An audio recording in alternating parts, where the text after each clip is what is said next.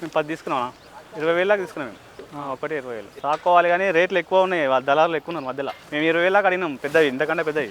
వాళ్ళ మధ్యలో వచ్చి ఒకటేసారి 5,000 ఎక్కువ వేయించారు. వేరే వాళ్ళు వచ్చి ఇంకా 5,000 ఇచ్చారు. దానిలో పెద్ద పెద్దవి 30,000 దాకా తీసుకున్నారు.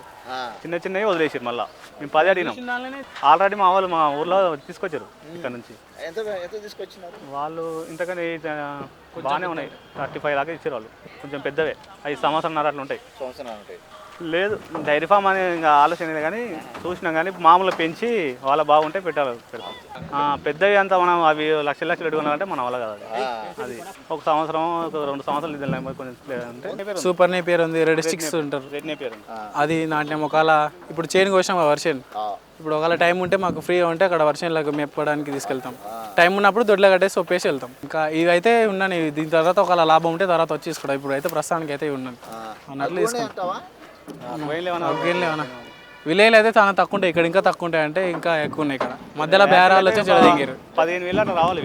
వీళ్ళు సీడ్ అది అని చెప్పి మధ్యలో బేరాలు వచ్చి మొత్తం రేటు పెంచారు.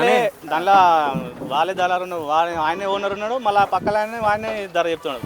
10,000 అంటే మనం 15,000 అంటారు, 15,000 అంటే 20,000 అంటారు. అట్లా మేము ఇంతకుముందు 22 లాగా మాట్లాడితే ఇంకొక ఆయన వచ్చి 25 అంటున్నాడు. అట్లా మొత్తం పెంచుకుంటూ వేరు. లాస్ట్ కోసం మేము ఇచ్చేటికి అని తీసుకొని పోయినాయి, మళ్ళీ వేరే వాళ్ళు తీసుకొని వేరాలి.